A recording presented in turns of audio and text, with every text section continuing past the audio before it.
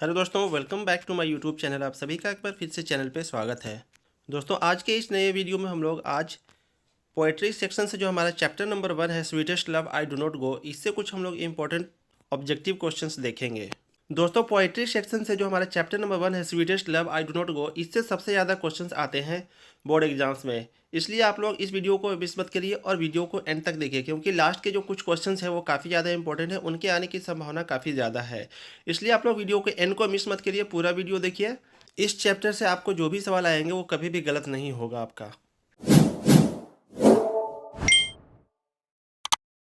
तो चलिए अब हम लोग वीडियो स्टार्ट करते हैं और हम लोग पहले क्वेश्चन की तरफ बढ़ते हैं। पहला क्वेश्चन है जिसमें हमसे ये पूछा जा रहा है कि who will make quicker journey than the sun, यानी कि सूरज से ज़्यादा कौन तेज चल सकता है, किसकी जर्नी सूरज से ज़्यादा तेज होगी। तो हमने इस चैप्टर में पढ़ा है कि जो इस चैप्टर के राइटर हैं, जो पोएट हैं, जिनका नाम है जॉन डॉन, उनकी जर्नी जो है से सूरज से ज़्यादा तेज है। तो इसलिए इसका सही जवाब हो जाएगा ऑप्शन नंबर ए। तो हम लोग टिक करते हैं और अगले क्वेश्चन की तरफ बढ़ जाते हैं। अगला क्वेश्चन है O how feeble is man's power is taken from, यानी कि ये वाला जो लाइन है O how feeble is man's power, ये किस चैप्टर से लिया गया है, किस लेसन से लिया गया है।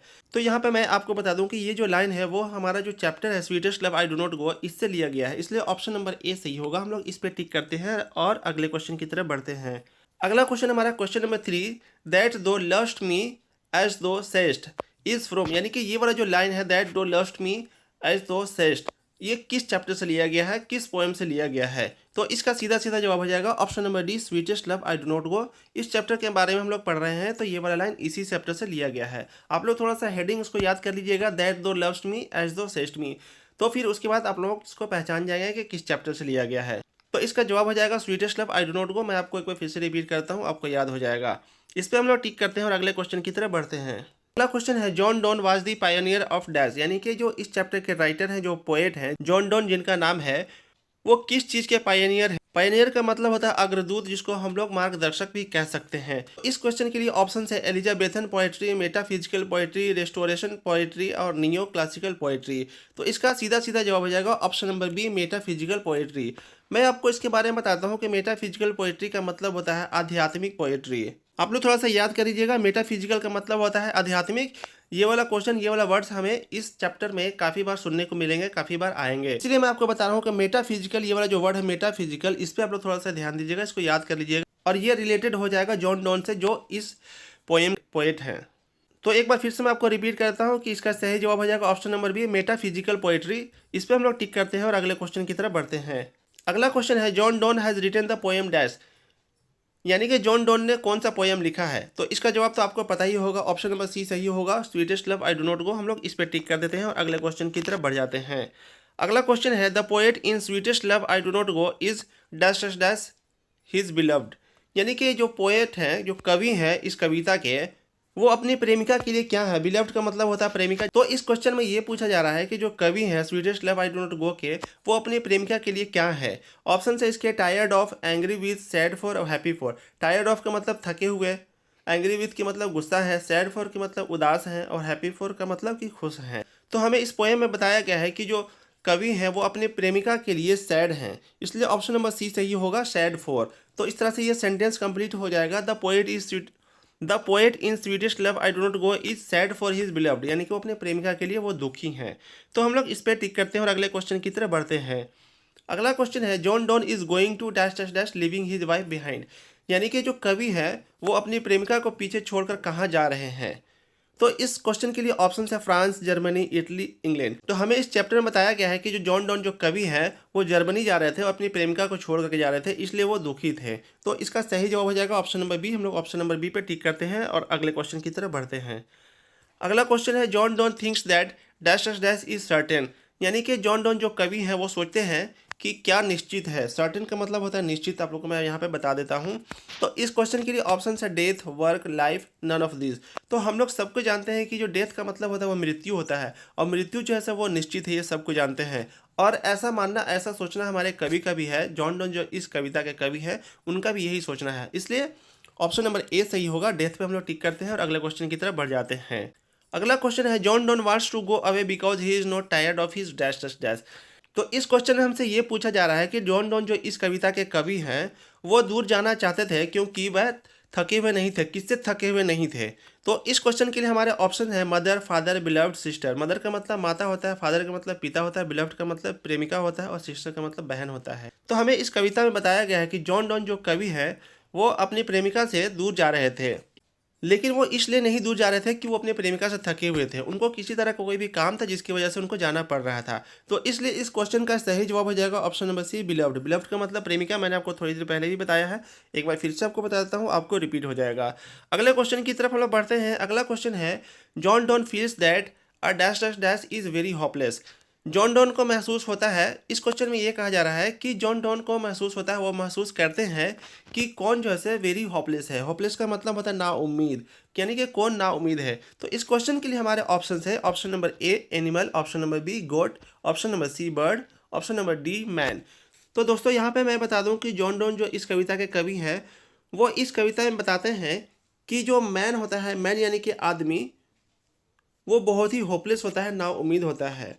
तो इसलिए इस क्वेश्चन का सही जवाब हो जाएगा ऑप्शन नंबर डी मैन। हम लोग मैन पे टिक करते हैं और अगले क्वेश्चन की तरफ बढ़ते हैं। अगला क्वेश्चन है dash dash dash has been described as a metaphysical poet, यानी कि इनमें से किनको मेटाफिजिकल यानी कि आध्यात्मिक कवि के रूप में डिस्क्राइब किया गया है, उनके बारे में बताया गया है। तो मैंने आपको बताया था कि ये वाला वर्ड आप लोग थोड़ा सा ध्यान से देख लीजिएगा, मेटाफिजिकल पोएट। तो यहाँ पे ये वाला वर्ड आ गया, तब हम लोगों को आसानी हो जाएगी समझने में कि यहाँ पे जिस कवि के बारे में बात की जा रही है उनका नाम है जॉन डॉन। तो John Donne option number C में है, हम लोग ऑप्शन नंबर सी पे टिक करते हैं और अगले क्वेश्चन की तरफ बढ़ते हैं।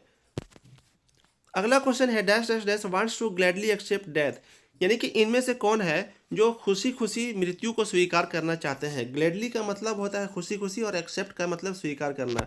डेथ का मतलब मृत्यु होता है, आप लोग जानते ही हैं। तो इनमें से कौन से कवि हैं जो मृत्यु को खुशी खुशी स्वीकार करना चाहते हैं, मृत्यु को खुशी खुशी चाहते हैं?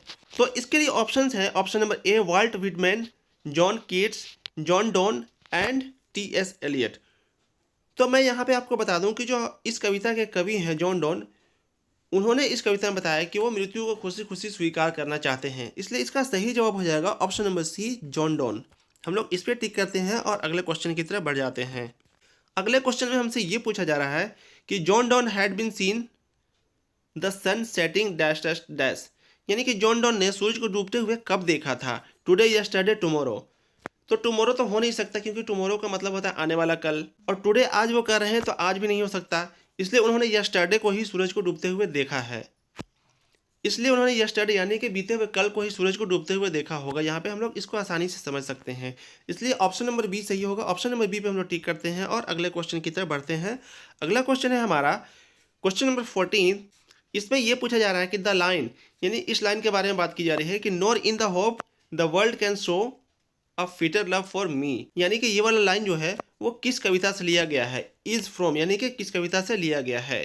तो हम लोग थोड़ा सा लाइन के ऊपर ध्यान देंगे, nor in the hope the world can show A fitter love for me. इस लाइन को ध्यान में रखते हुए हम लोग इसका आंसर करेंगे। तो इसका सही जवाब हो जाएगा option number D sweetest love I do not go. इस चैप्टर से ये वाला लिया गया है, इस पोएट्री से ये वाला लाइन लिया गया है। तो ऑप्शन नंबर डी सही होगा, इस पर हम लोग टिक करते हैं और अगले क्वेश्चन की तरफ बढ़ जाते हैं। अगला क्वेश्चन है आज के हमारे इस वीडियो का, John Donne is a dash dash dash, यानी कि जॉन डॉन किस प्रकार के कवि हैं। इस क्वेश्चन का सीधा सीधा मतलब यही हुआ। तो मैंने आपको थोड़ी देर पहले बताया था कि मेटाफिजिकल एक वर्ड है, आध्यात्मिक जिसको कहा जाता है, जिसका हिंदी मतलब आध्यात्मिक होता है। आप लोग इस वर्ड को याद कर लीजिए, ये वाला वर्ड इस चैप्टर में काफ़ी ज़्यादा आने वाला है। तो ये तीसरा या चौथा बार ये वाला वर्ड यूज़ हो रहा है। तो जॉन डॉन जो थे एक मेटाफिजिकल यानी कि आध्यात्मिक कवि थे। तो ऑप्शन नंबर बी सही होगा, हम लोग ऑप्शन नंबर बी पर टिक करते हैं और अगले क्वेश्चन की तरफ बढ़ते हैं। अगला क्वेश्चन है but believe that I shall make speedier journeys is taken from, यानी कि ये वाला लाइन जो है but believe that I shall make speedier journeys किस कविता से लिया गया है। तो इसका भी सही सही जवाब हो जाएगा यही, आप लोग जानते ही होंगे, आप लोग समझ ही गए होंगे, option number D sweetest love I do not go. इस चैप्टर से ये वाला लाइन लिया गया है। अगला क्वेश्चन है आज की इस वीडियो का हमारा अगला क्वेश्चन है question number 17। Donne compares his journey of life to that of the dash, यानी कि जो कवि हैं जॉन डॉन, उन्होंने अपनी लाइफ की जर्नी को किससे कंपेयर किया है, किससे तुलना किया है। इसके लिए ऑप्शन है stars, sun, planets and moon. तो इसका सही जवाब हो जाएगा ऑप्शन नंबर बी सन, क्योंकि इस कविता में हमें बताया गया है कि जो कवि हैं जॉन डॉन, उन्होंने अपनी जर्नी को सूर्य से तुलना किया है। तो ऑप्शन नंबर बी सही होगा, हम लोग इस पर टिक कर देते हैं और अगले क्वेश्चन की तरफ बढ़ जाते हैं। अगला क्वेश्चन है आज की इस वीडियो का हमारा लास्ट क्वेश्चन है John Donne was the pioneer of new kind of lyrical and dash dash dash verse. तो यहाँ पे मैं दोस्तों बता दूं आपको कि वर्ष का मतलब होता है कविता और पायनियर का मतलब होता है अग्रदूत मार्गदर्शक। तो इस क्वेश्चन में ये पूछा जा रहा है कि जॉन डोन जो कवि हैं वो किस प्रकार के कविता के अग्रदूत हैं, मार्गदर्शक हैं। तो एक तो हमें यहाँ पे बताया है कि लिरिकल एक कविता का एक प्रारूप है, लिरिकल कविता, और दूसरे कौन सी तरह के कविता का वो अग्रदूत हैं। तो इस क्वेश्चन के लिए हमारे ऑप्शन है सैटिरिकल, मेट्रिकल, वर्बल एंड मैकेनिकल। तो दोस्तों यहाँ पे मैं आपको बता दूं कि इसका सही जवाब हो जाएगा ऑप्शन नंबर ए, सैटिरिकल। इसका मतलब ये हुआ कि व्यंग कविता, व्यंग जिसको हम लोग कहते हैं जिसमें किसी के ऊपर व्यंग किया जाता है, जिसका मजाक उड़ाया जाता है, हम लोग कह सकते हैं। तो इस तरह की कविता होती है। इसके अग्रदूत हैं कौन? जो हमारे इस कविता के कवि हैं जॉन डोन। एक बार फिर से मैं आपको ये क्वेश्चन रिपीट कर देता हूँ। John Donne was the pioneer of new kind of lyrical and dash dash verse. यानी इसका मतलब ये हुआ कि जॉन डोन जो इस कविता के कवि हैं वो लिरिकल कविता और एक और किस प्रकार के कविता के अग्रदूत हैं। तो इसका जवाब हो जाएगा ऑप्शन नंबर ए, सैटिरिकल यानी कि व्यंग्य कविता। तो दोस्तों मैंने आपको बताया था कि लास्ट के कुछ क्वेश्चन हैं जो काफ़ी इंपॉर्टेंट है, इस साल के एग्जाम्स में आने ही वाले हैं। तो आप लोग थोड़ा सा इन क्वेश्चन को रिपीट करके देख लीजिएगा, और अगर फिर भी आपको किसी तरह की कोई भी दिक्कत आती है तो आप लोग कमेंट सेक्शन में बेहिचक और बेझिझक क्वेश्चन कर सकते हैं। मैं आपको क्वेश्चन समझा दूंगा, इसमें किसी तरह की कोई भी परेशानी या दिक्कत की बात नहीं है। दोस्तों आप लोग वीडियो पे अपना फीडबैक जरूर दीजिएगा। अगर आपको वीडियो पसंद आता है तो वीडियो को लाइक कीजिए, वीडियो पे प्यार से कमेंट कर दीजिए और अपने दोस्तों के साथ शेयर जरूर कीजिए, क्योंकि एग्जाम सभी का अच्छा जाए यही हमारी कामना, यही हमारी इच्छा है। तो आप लोग अपने दोस्तों के साथ शेयर कीजिए ताकि वो लोग भी वीडियो देख सकें और क्वेश्चन आंसर को समझ सकें और याद कर सकें। और दोस्तों एक बात और, अगर आप लोग पहली बार वीडियो को देख रहे हैं तो चैनल को सब्सक्राइब कीजिए। आपके लिए इसी तरह के कई सारे वीडियो थे, आप लोग वीडियो को देखिए, चैनल को सब्सक्राइब कीजिए। तो दोस्तों आज की इस वीडियो में इतना ही, मिलते हैं हम लोग नेक्स्ट वीडियो में। यहाँ तक वीडियो देखने के लिए थैंक यू सो मच, धन्यवाद आप सबका बहुत बहुत। मिलते हैं नेक्स्ट वीडियो में। जय हिंद।